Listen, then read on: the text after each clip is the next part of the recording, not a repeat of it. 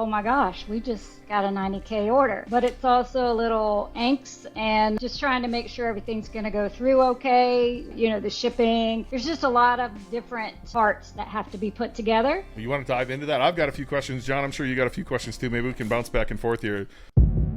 Welcome to the Dropship Podcast, where you'll learn how to build and grow a high-ticket dropshipping business and hear stories from successful e-commerce entrepreneurs.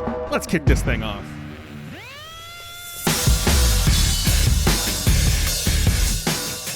Hey, welcome to the Dropship Podcast. And today we've got a fun one. We've got one of our students, one of our partners on the show today who just did a $90,000 order. I promise you're not doing that with any of your little AliExpress dropshipping products. This only happens in high-ticket dropshipping. This can really only happen in B2B style of high-ticket dropshipping. And I'm thrilled to have you here. I'm thrilled to celebrate with you, Sharon. I hope we can post a little screenshot on the main image of this podcast, because it was a cool feeling to watch that come across my screen. Yeah, it was great. Fantastic. What's that like for you, though? This is easily the biggest order you've ever had. What is the first, emotions from you? Is it a sigh of relief? Because we're going to get into this. It's a process to get an order like this. Or is it more like, is there some celebration in there? There's both. There's celebration that it's like, oh my gosh, we just got a 90K order. But it's also a little angst and just trying to make sure everything's going to go through okay. The shipping. There's just a lot of different parts that have to be put together. And so that causes anxiety. So it's really, you have both feelings there.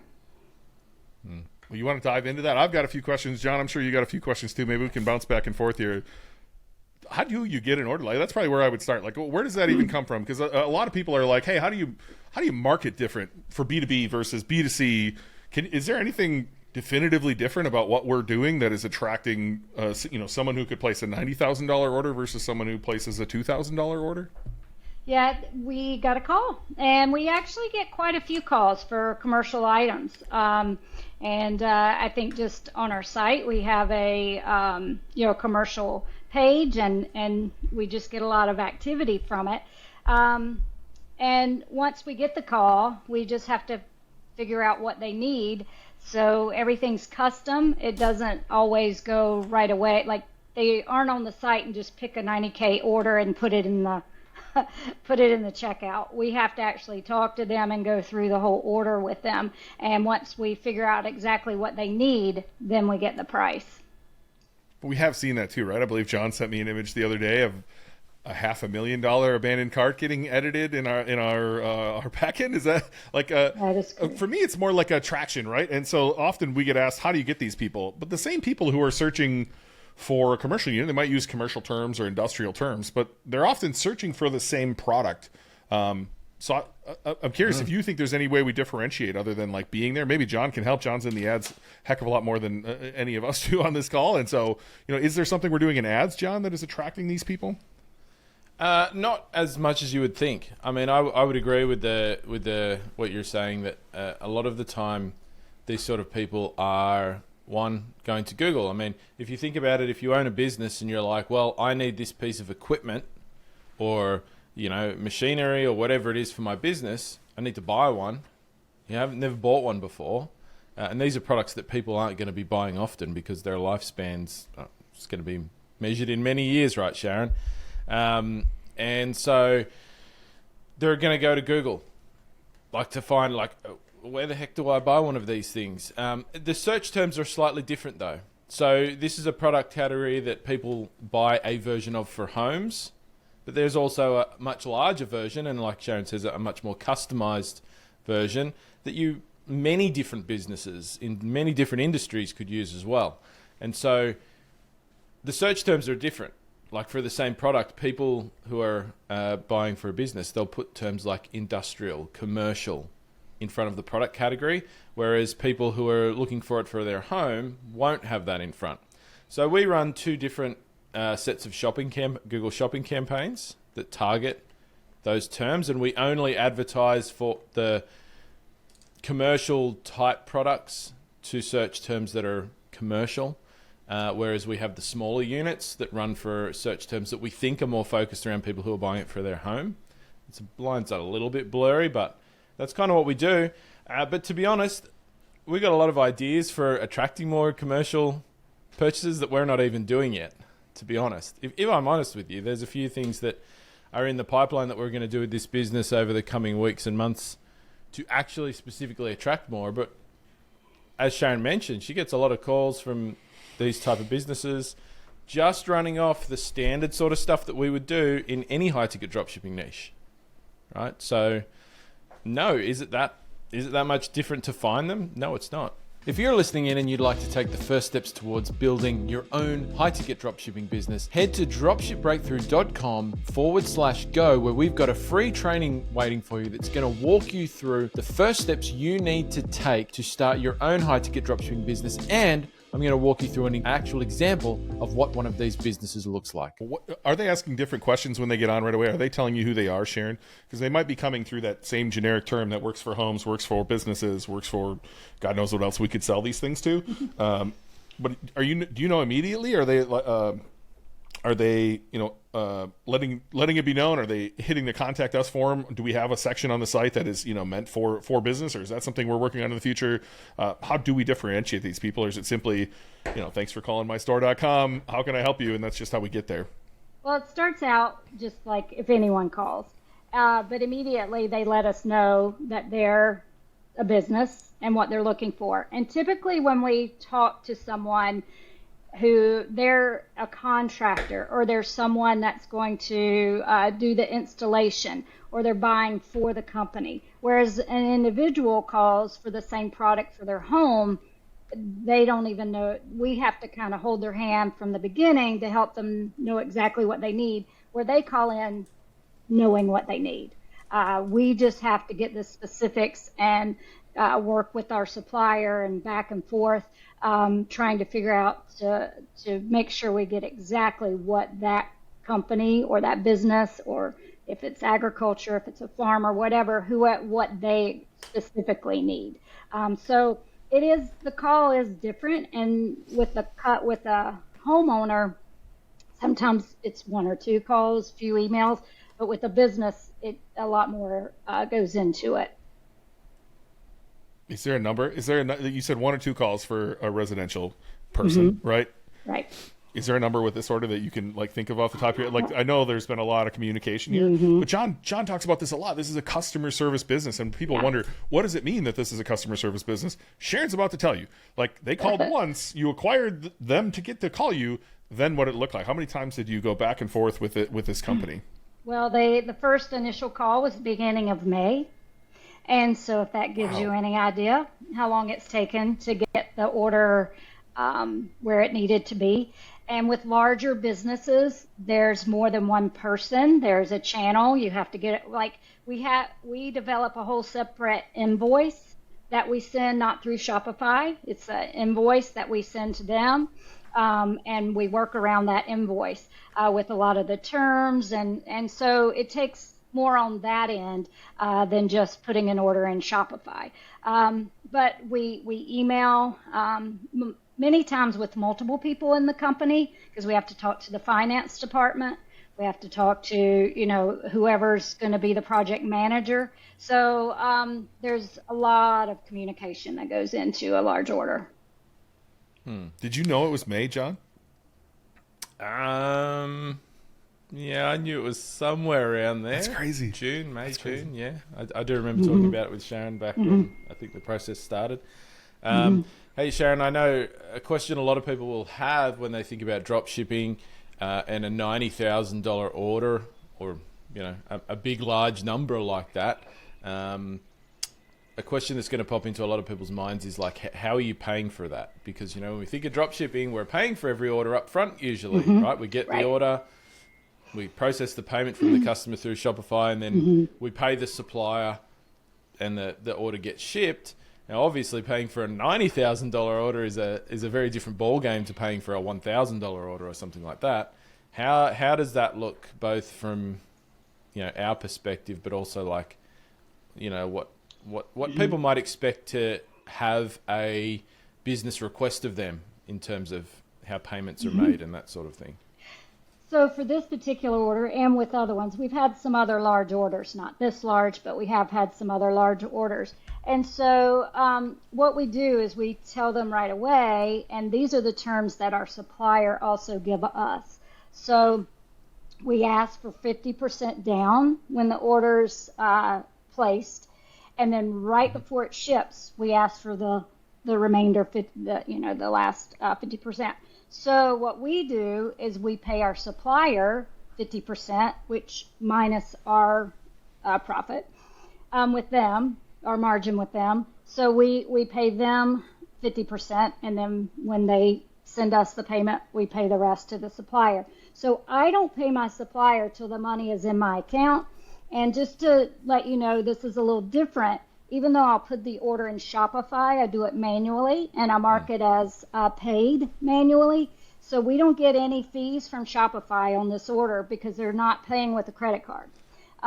With an order like this, it's an ACH. So we have in our terms that we give to them, when we give them the invoice and all our terms, I also give them our banking information. So they put half into an ACH you get pretty quickly. So as soon as it hits my account, I turn around and I ACH it because my supplier also wants an ACH.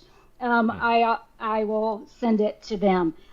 So that's kind of how it works. So I don't have to worry about that end with that large amount of money, trying to pay that before I get the funds from Shopify.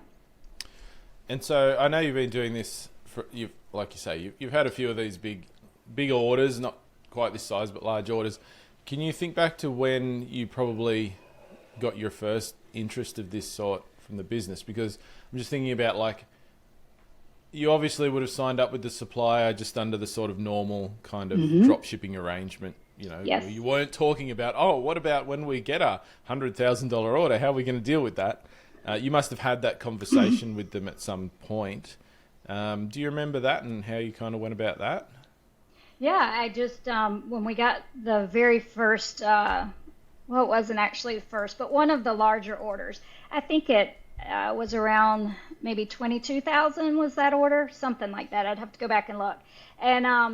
And so then I just talked to this, I was like, hey, because before that, we had some, maybe a $14,000 order or something like that. But this one, they actually wanted to pay half and down. And so I just went to my supplier and said, hey, what can we do? And that's when he said, let's do half when the order's taken and then half. So that's kind of how that came about. And they also had said any order over $8,000, they didn't want it on. I usually pay with credit card for all the other orders. They wanted an ACH. So I was like, well, I don't want to be hit with credit card fees if they're not. And so that's when I just said to any large orders, we immediately say that we need ACH payment. Sure.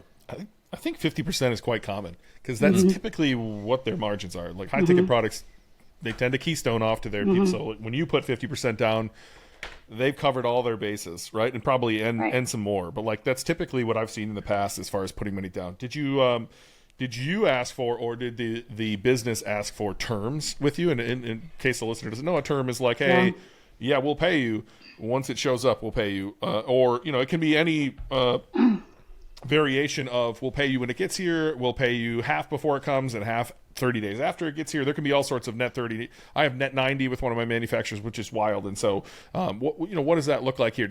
Was that requested? And then did you pass along that request as well and see if you could, kick the can down the road? I did. So for this particular order, when I thought everything was set, and then they send me an invoice, and it said net 30, but I had already made it clear that it was 50, but again, we're talking about, this is a large corporation, so there are a lot of channels, a lot of people talking to each other, and sometimes the right hand's not talking to the left. And I was like, so when I got the net 30, I emailed one of the people that we were talking to back, and I said that wasn't in our terms. And I had already talked to my supplier about it before I emailed him, and my supplier said, we do net 30, but we have to do a check, a credit check on the company. And I didn't want to go through all that. So I just said, hey, we, in our original contract to you, we asked for 50-50. And he was like, oh, yeah, we'll expedite it. Let me talk to the finance company. So they went ahead and went with our terms. But that is something that I will probably need to think about in the future, because it's going to happen again, where a company will want net 30, and how we can work that out. My supplier did say he would work with me on this one, and give us net 30 if it came down to that. But I've got to kind of figure that out in the future, for sure. Well, there's only one last question. I know everyone who's listening to this is wondering, what does the dropshipping business make on a $90,000 order? Well, it looks like we will make about 20 grand after shipping.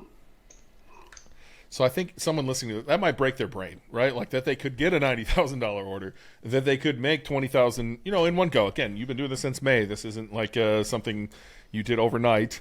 But I do believe that's the power of the businesses that John and I are trying to teach people to build, that you can really do some orders like this. I've done an $88,000 order with Standing Destination to the government. I did a $25,000 order to some schools with 3D Printer Guy, and I think we've got tons of students. John, I believe we did an episode on this where we mentioned some more. Carla had one of the biggest orders, might be the biggest order that we've ever seen. Shout out to Carla. She's a beast as well. But to me, that's what's intriguing about this business model, is that, there's companies that make great products, and they need someone great like Sharon to help guide businesses, to help guide consumers down the path to getting what they need for their problem, and you get rewarded for that. And so, I don't 20K is nothing to sleep on. I hope you're really proud of yourself. John and I believe, as your partners, are extremely proud of you, and this is truly just the beginning. We haven't even started here. Yeah. And I'd like to point out too, the product itself was only a little over 80 grand. But 10 grand of that we put in. We're working to have people go out to install it. So, a lot of stuff went into that as well. So it can often be more than just selling the product, right? You have to solve problems as a business owner. I believe we have a show coming up on this called "Solve Problems." That's what it's about, and so you clearly solved a lot of problems here. I don't know. I'm very impressed. It's so fun to see orders like this, and it's so fun to see the smiles on people's faces when they've gotten there. I'm really happy for you, Sharon. Thank you. I'm happy too. I want to throw a little teaser on the end. The $90,000 order is amazing. What's the highest number you've been asked to quote on, Sharon? I actually did give a quote for $1 million. I did not get it. I did not get the quote or the job, but I did give a quote for $1 million. Yeah. Yep. And where there's one, there's more. So. And that was when. Watch this space. We're going to have Sharon back in the future, and we're going to be talking about how she made $1 million order. It's going to happen. That would be fantastic. Now that one made me nervous. I will say that made me nervous. That's why. So I think this is possible in a lot of different industries, right? And we've mentioned a few on here. We've done a few good niche, bad niches on some things that I think fall into this category. But, it is B2B, right? It is B2B in a sense that it could be, the companies to which we're selling. It could be B2B in a sense that you're selling to the government, which is the biggest business of them all, the American government. And so whether that's the military or a three-letter agency or whatever it may be, schools as well. I think, it's a little bit different than what we talk about in niche selection, John. So how do you justify, getting someone? We talk about going into a passion niche, right? This ain't a passion. It might be a passion. I just bought a product from us, and I'm very passionate about what it's solving for me. And so it might be passionate in that sense, but it's not like, a guy loves golf, he's going to go buy golf stuff. This is very, very different, and most B2B is. So how do you like to think about that when you talk to newbies, John? Yeah, I think you're right. It is different to what you would think of generally when you think about a passion-based niche, but I still think of it as one. It's different, but to me, any B2B space automatically ticks that box, of it being an enthusiast type thing, because, many business owners are passionate about the thing that their business does, right? Their industry, the thing that they do, the thing that it does. But many business owners are passionate about their business and building a business that's great, and they need products to do that. Do you know what I mean? And so I think for me it automatically ticks that box.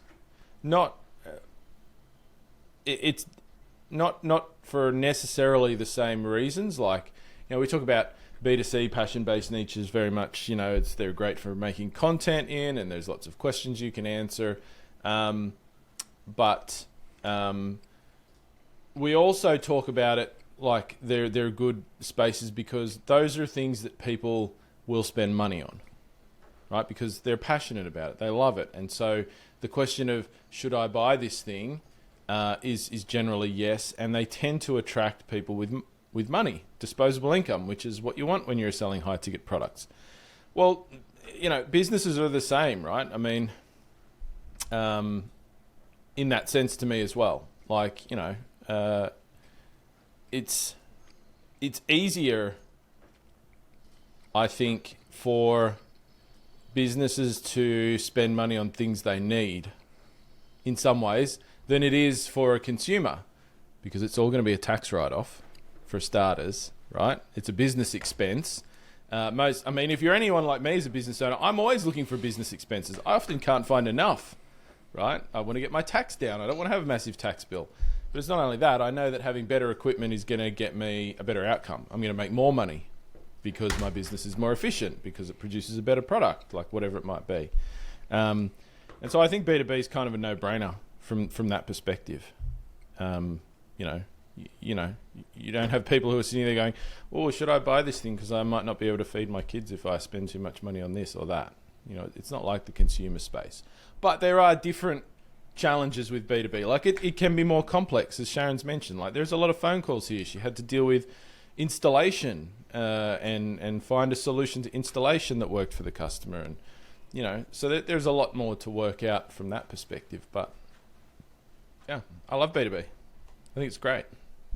I still think there's plenty of problems to solve, and you can find that just in the keywords, right? So Sharon and I had a call this morning where we worked on keywords. We found 99 collections that we need to build on the site.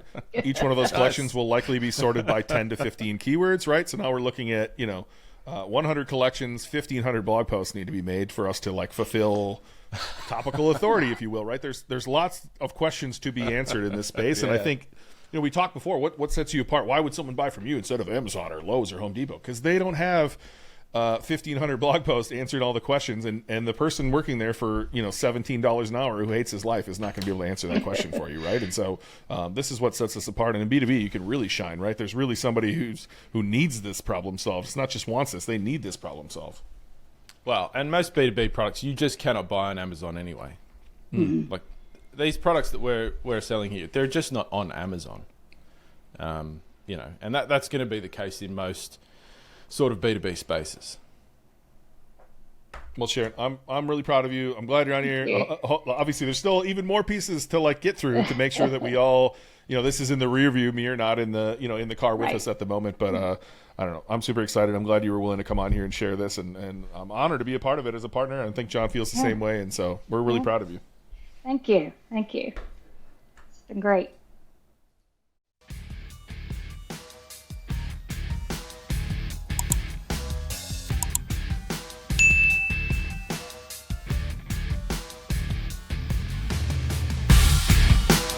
Thanks for listening to the Dropship Podcast. You can find all the show notes for this episode at dropshippodcast.com.